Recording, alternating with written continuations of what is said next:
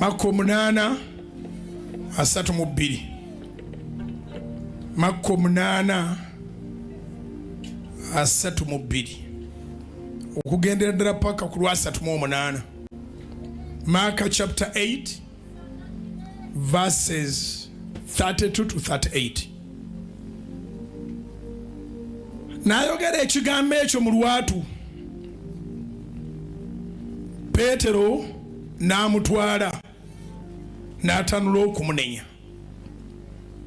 Naye n'akyuka n'alaba abayigirizwa be n'anenya Peetero.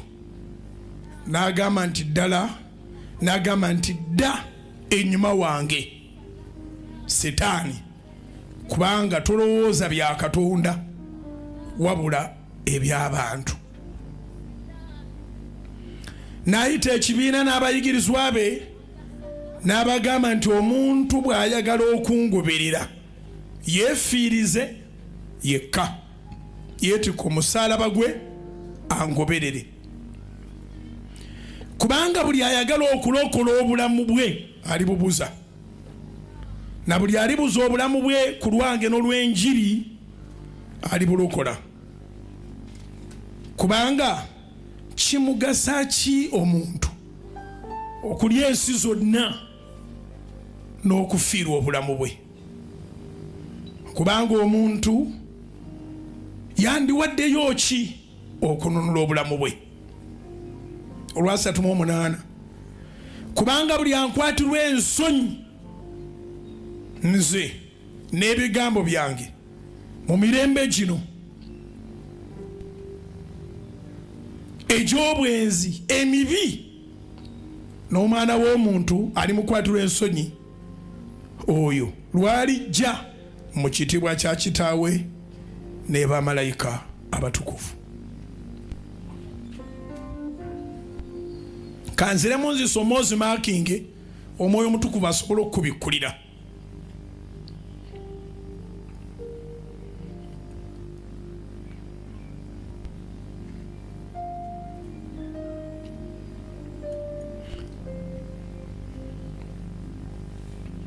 Mako 8 okuva ku 32 kutuuka ku 38.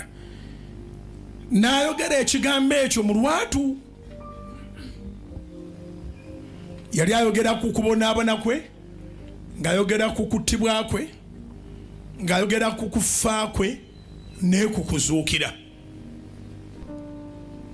Naye bwe yakyogera Peetero n'amutwala. Peetero yali musajja mukulu ku Yesu. N'atanula okumunenya n'agaana, naye otugambye bubi. Tebisobola kubanga ebibonobono ebyo byonna bigenda kubeera ku ggwe. Ekkanisa oba togimenye. Tunaba situweddeewo. Naye n'akyuka n'alaba abayigirizwa be n'anenya Peetero ng'agamba nti dda ennyuma wange Setaani, kubanga tolowooza bya Katonda wabula eby'abantu. Maakingawo nyaawo. Ekigaana abantu okugenda mu kkanisa zaabwe, ekigaana abantu okwagala Katonda nga tebakyukakyuka, biba by'abantu. Weeyigirize mu buli ekiba kyogerwa okulowooza ebya Katonda so si eby'abantu. Enkuba gy'olaba ya mukisa, tewabaddeyo nkuba yonna, naye mufunemu mwenyiganyiga omwo mpola mpola.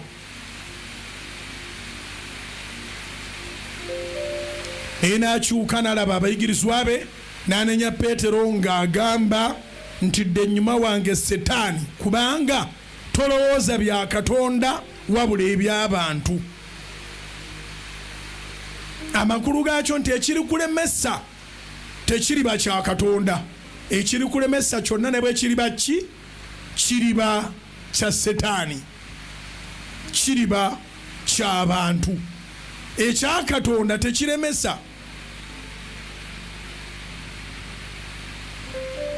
N'ayita ebibiina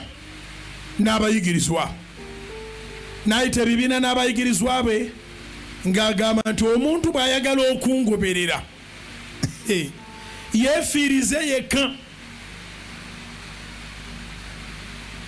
bayagala okungobera lyefirize yekka yeetika omusaalaba gwe angoberere nga tonawuliriza by'abantu.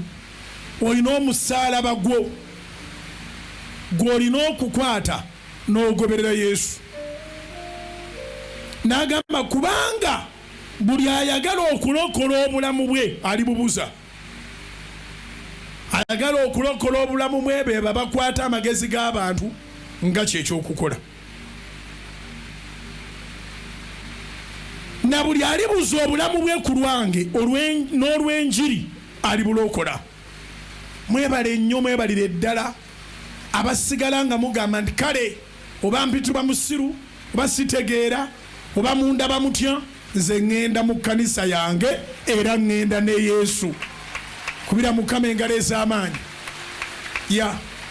Bw'olaba obulamu bw'okyabukuumidde bwe basanyukira oba obusaanyaawo,